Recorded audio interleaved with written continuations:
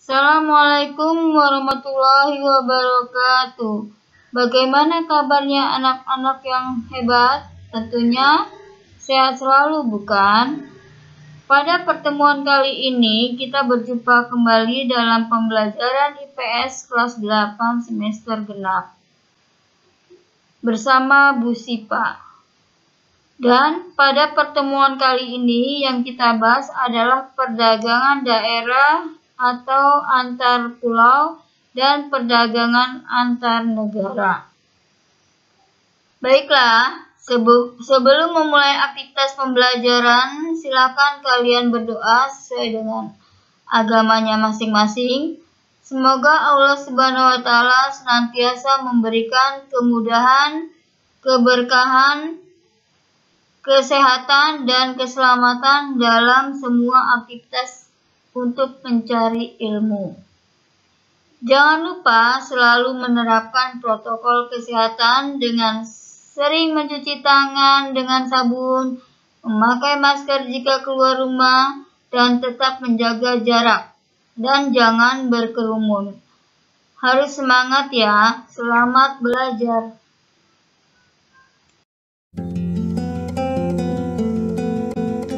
A. Pengertian dan ruang lingkup perdagangan antar negara atau perdagangan internasional. Anak-anak yang hebat, pada pertemuan yang lalu kalian telah mempelajari tentang perdagangan antar daerah atau perdagangan antar pulau. Apakah kalian telah memahaminya?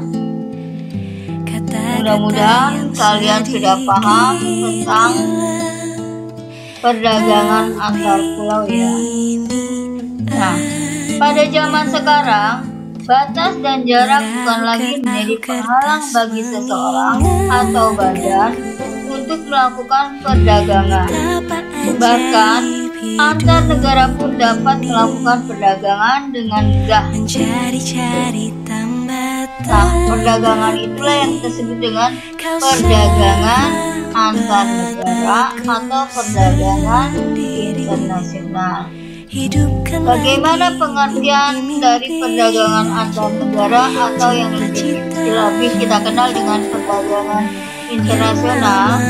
Nah, perdagangan antar negara atau perdagangan internasional adalah aktivitas perdagangan yang dilakukan oleh masyarakat suatu negara dengan masyarakat negara lain atas dasar kesepakatan bersama. Masyarakat yang dimaksud adalah individu, kelompok, lembaga, pemerintah suatu negara, atau negara yang lain.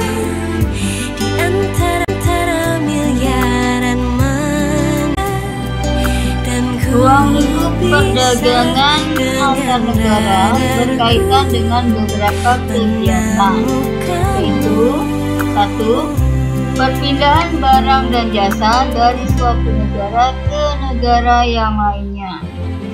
2. Perpindahan modal melalui investasi asing dari luar negeri ke dalam negeri. 3. Perpindahan tenaga kerja dari suatu negara ke negara lainnya. 4. Perpindahan teknologi dengan menggunakan pabrik-pabrik negara lain.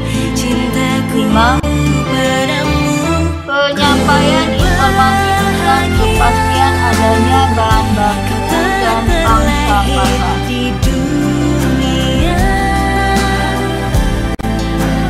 B. Aktivitas perdagangan antar negara. Aktivitas perdagangan antar negara terkait dengan dua kegiatan yang kita sebut dengan kegiatan ekspor dan impor. Yang pertama adalah kegiatan ekspor merupakan kegiatan menjual barang atau produk ke luar negeri. Ekspor dilakukan oleh seseorang atau badan yang disebut dengan eksportir. Tujuan utama kegiatan ekspor adalah untuk memperoleh keuntungan Barang yang diekspor akan dibayar oleh pihak pembeli dengan alat pembayarannya berupa mata uang asing atau mata uang luar negeri seperti dolar. Mata uang asing ini selanjutnya ditukarkan menjadi rupiah pada bank dalam negeri. Mata uang asing ini ditampung oleh pemerintah dan disebut sebagai devisa negara. Devisa yang terkumpul akan digunakan untuk membiayai impor.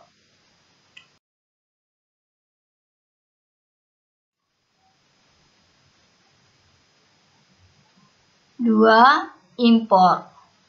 Impor merupakan kegiatan membeli barang dari luar negeri. Seseorang atau badan yang melakukan impor disebut dengan importir. Seorang importir membayar barang yang ia beli dengan mata uang asing. Importir dapat menukarkan uang rupiah mereka dengan mata uang asing di bank dalam negeri. Selanjutnya digunakan untuk membayar barang yang diimpor. Barang-barang yang diimpor oleh Indonesia terdiri dari dua macam, yaitu migas dan non-migas. Barang-barang yang termasuk dalam kelompok migas antara lain adalah minyak tanah, bensin, solar, dan LPG. Sedangkan barang-barang yang termasuk dalam kelompok non-migas antara lain adalah karet, kopi, ikan, kayu lapis, kelapa sawit, serta barang tambang non-migas seperti nikel dan batu bara.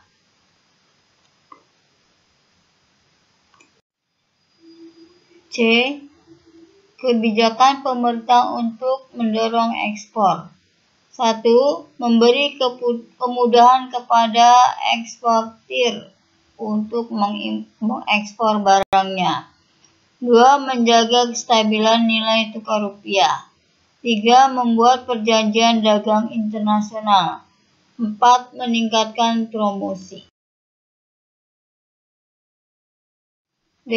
Faktor pendorong ekspor. 1. Keadaan pasar luar negeri. 2. Keuletan eksportir untuk melihat peluang pasar. C. Kondisi sosial, ekonomi, politik suatu negara. E. Manfaat perdagangan antar negara. Menurut Sadono Sukirno, manfaat perdagangan antar negara adalah sebagai berikut. 1. Memperoleh keuntungan. 2. Memperoleh barang yang tidak dapat diproduksi di dalam negeri. 3. Menjalin persahabatan antar negara. 4. Transfer teknologi modern.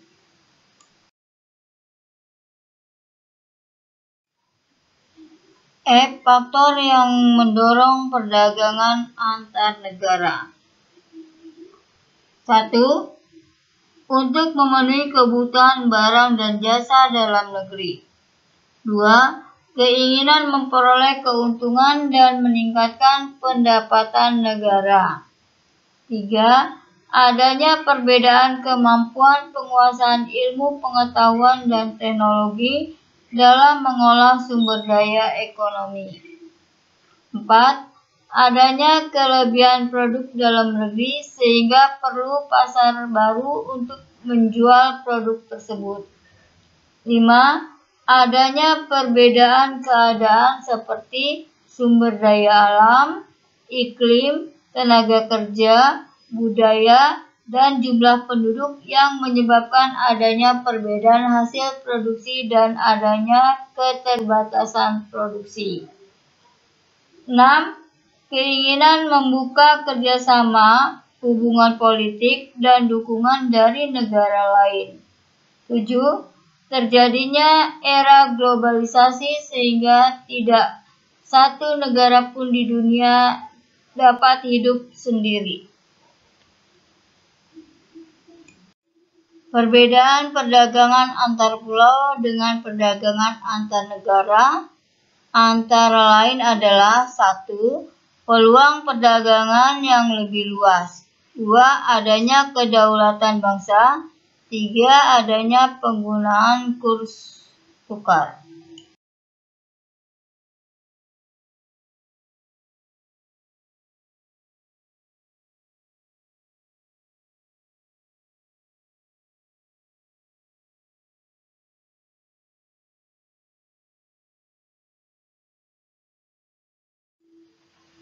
Demikianlah pertemuan kali ini.